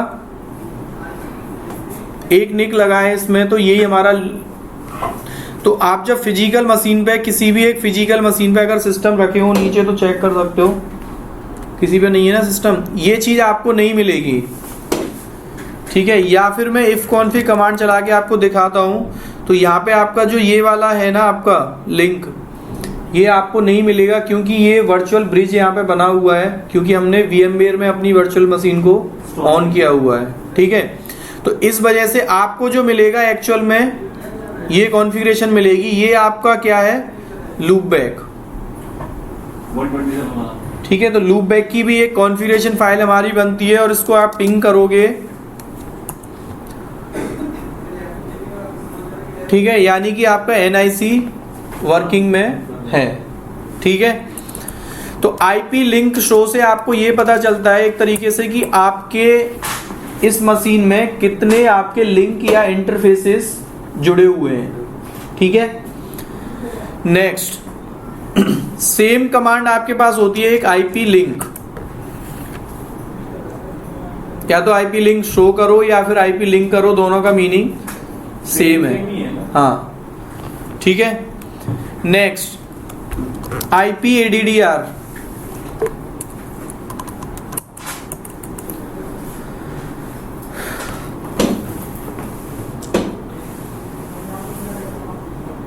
आईपी लिंक शो में देखो एक चीज देखो, आपको ना वो नहीं दिख रहा है कि आपने बोला कि यार मैंने आईपी एड्रेस क्या असाइन करा हुआ है, वो नहीं है, ठीक है। तो आईपी एडीडीआर में आपको आपकी मशीन का आईपी भी यहाँ पे दिख रहा है, और ब्रॉडकास्ट BRD का मीनिंग होता है ब्रॉडकास्ट एड्रेस क्या है, ठीक है। सबनेट मास्क आपने क्या असाइन कर रखा है, /24, और आपको जो IPv6 मिला है वो क्या मिला है, ठीक है। और आपके इसका मीनिंग होता है मैक एड्रेस क्या है मशीन का, ये, ठीक है। तो अभी जो भी चीज मैं आपको बता रहा हूं इसके लिए बताऊंगा बस, क्योंकि इनसे मेरे को अभी कोई मीनिंग नहीं है, ये हमारे वर्चुअलाइजेशन के हैं, जो भी हमारा मोटिव है इस पे काम करना, ठीक है। आपने बोला कि मेरे को इसकी जो आपकी कितने इस पे ट्रांसमिशन और रिसीविंग के पैकेज आ रहे हैं, TX और RX जिसको आप बोलते हो, ठीक है। तो उसके लिए हमारे पास एक कमांड होती है यहाँ पे क्या, IP-S, ठीक है। अगर आप देखो IPA कमांड भी होती है, या तो आप IP ADDR चलाओ या IPA चलाओ, दोनों का मीनिंग सेम होता है, ठीक है। IP-S,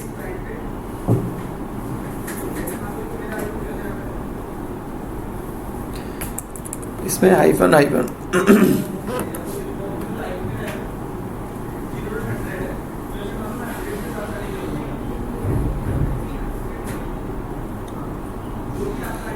S दिख रहा है इसमें कहीं, ऊपर वर्जन के सामने जस्ट उसके ऊपर ये, राइट। इसका मीनिंग क्या होता है,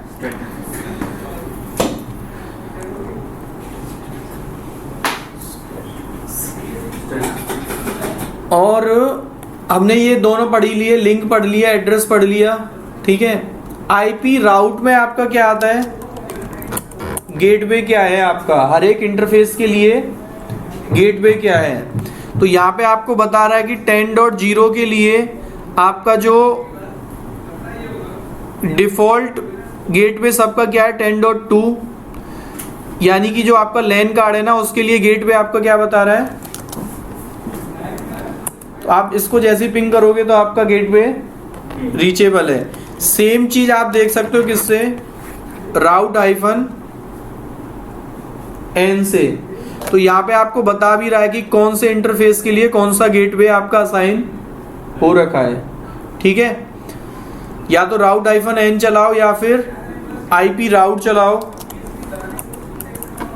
सेम होता है हमारा, ठीक है। अब देखो दो चीजें होती हैं, एक तो होता है ट्रेस राउट करना और एक होता है ट्रेस पाथ। इनमें डिफरेंस क्या होता है, पिंग में और ट्रेस राउट में डिफरेंस क्या होता है। मैंने बोला कि इस वाले पीसी से मेरे को वो पीसी पिंग करना है, वो सर ट्रेस में हर चीज दिखाएगा, यहाँ से यहाँ गया, यहाँ गया, फिर यहाँ गया, जितने हॉप्स होंगे बीच में, जितने हॉप काउंट होंगे बीच में सबको क्या करेगा, लिस्ट करता जाएगा। या फिर आप ये भी देख सकते हो कि आपका पैकेट नेटवर्क में फ्लो कैसे हो रहा है। आपने कहा मैं रीचेबल तो हूं, लेकिन मैं ये देखना चाहता हूं कि मेरे को सेम डेस्टिनेशन पे पहुंचने के दो पाथ हैं, लेकिन मेरे लिए अभी कौन सा पाथ फॉलो हो रहा है वो आपको चेक करना है। तो ट्रेस पाथ में हमेशा जो भी राउट आपने कॉन्फ़िगर किया होगा, जो भी प्रोटोकॉल लगाया होगा, वो हमेशा शॉर्टेस्ट पाथ को पिक करता है कि जिस पाथ से आप एफिशिएंटली और जल्दी से पहुंच रहे हो वही पाथ आपका प्रेफर्ड पाथ होगा, ठीक है। तो आपको लेकिन वो देखना है तो आपके पास ट्रेस राउट कमांड होती है। जैसे आपने बोला कि मेरे को ये बताओ कि मेरे पास एक आईपी है कोई 192.168.10.166, यहाँ तक मैं कैसे जा रहा हूँ, तो वो बता रहा है कि आपका पहला ही होप क्या है, आपका यही है 166 है, और उसका होस्ट नेम क्या है, ये हो गया। ट्रेस राउट चलता है हमेशा आईपी से ट्रेस करने के लिए।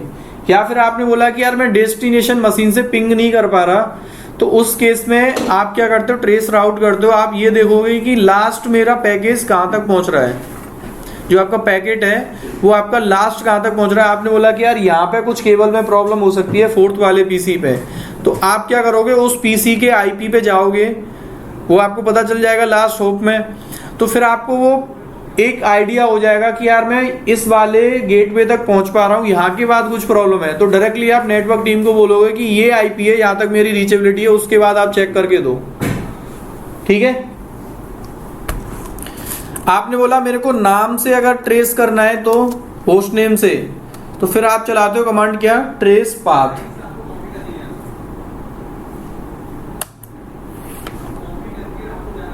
ठीक है।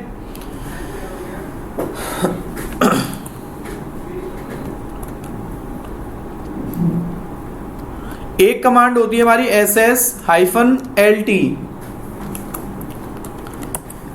SS- आपको ये देखना है कि आपके मशीन में कौन कौन से पोर्ट लिसन हो रहे हैं। कभी कभी ये होता है ना कि आपको ये देखने को मिलता होगा कि फायरवॉल से आपको पोर्ट ओपन कराना है या क्या करना है, या फिर आपकी सेल्फ मशीन पे अगर SSH का पोर्ट आपका इनेबल नहीं है, ना तो आप SSH कर सकते हो, ना ही आपकी मशीन को कोई SSH ले सकता है। ठीक है। SSH डेस्टिनेशन को कर सकते हो, लेकिन आपकी मशीन को कोई SSH नहीं कर पाएगा जब तक कि आपका सेम मशीन पे SSH क्या नहीं हो रखा है, लिसन नहीं हो रखा है। ठीक है। रेड हार्ड डिस्क वहीं पे है घर पे। अरे उसमें मैंने वो लगा रखा था उसका फाइल अपलोड होने के लिए। ठीक है। सेम काम आप कर सकते हो किससे, net state hyphen net state command भी यही होती है कि आपको ये बताएगी कि आपके पोर्ट जो लिसन हो रहे हैं वो TCP है या UDP है, ये भी बताएगा। ठीक है। तो जैसे आपने बोला कि मेरे को यार ये बताओ कि इस पे SSH का पोर्ट लिसन हो रहा है कि नहीं, तो वो बता रहा है कि एक IP है आपका 0.0, आपने क्या किया हुआ है, SSH को वहां पे इनेबल किया हुआ है, और उसका स्टेटस क्या है, लिसन। PID उसको क्या मिली हुई है, 1113, और SSH का डेमन क्या चल रहा है यहाँ मशीन में, SSHD। तो दो कमांड है आपके पास, या तो SS-LT चलाओ या फिर नेट स्टेट हाइफन टनलब।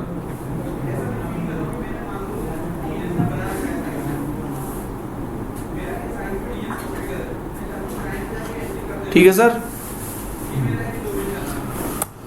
इस कमांड का खूब यूज करना होगा आपको। जब जब आपको ऐसा माइंड में डाउट आए कि लिनक्स पे यार कोई पोर्ट लिसन नहीं हो रहा है या मेरे को पोर्ट अलाउ कराना है, तो सबसे पहले जैसे आपने बोला कि 2 OSS चल रहे हैं आपके, एक OSS पे आपने चेक किया कि SSH मेरा पोर्ट लिसन हो रहा है यहाँ पे, और आप दूसरे OSS को क्या नहीं कर पा रहे हो, SSH नहीं कर पा रहे हो, कुछ भी प्रॉब्लम है, तो वहां पहले सबसे पहले जाके चेक करो कि यार क्या मेरा पोर्ट बैकएंड में इनेबल है कि नहीं है ना। तो देखो यहाँ पे जो SSH के सामने ये 0.0 आ रहा है ना, इसका मीनिंग हो गया कि कोई भी सोर्स इसको, यानी किसी भी डेस्टिनेशन से इसको आप क्या कर सकते हो, SSH कर सकते हो। तो SSH में आप ऐसी भी सिक्योरिटी लगा सकते हो। आपने बोला कि पर्टिकुलर डोमेन की मशीन ही मेरे को SSH कर पाए, तो फिर यहाँ पे आप क्या दे दोगे, उसका नेटवर्क ID दे दोगे कि इस नेटवर्क के जितने भी होस्ट होंगे वही आपको क्या कर सकते हैं, SSH कर सकते हैं। तो वो बात की चीज है, लेकिन इन्फॉर्मेशन के लिए बता रहा हूँ। 0.0.0 का मीनिंग हो गया कि कहीं से भी इस मशीन को आप क्या कर सकते हो, SSH कर सकते हो। ये स्लैश जो 22 है, ये क्या है, पोर्ट नंबर है ना। हाँ, SSH का पोर्ट नंबर क्या होता है, 22, और डेमन क्या होता है उसकी लिनक्स में सर्विस जिसको बोलते हो। हाँ ले ले, इसमें कुछ नहीं है लेकिन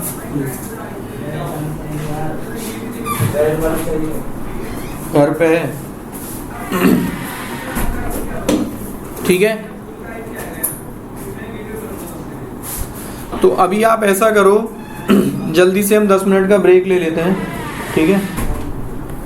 और एक बार मैं लैब की अवेलेबिलिटी भी चेक कर लेता हूँ। अगर लैब स्विच करनी होगी तो हम क्या करेंगे अभी।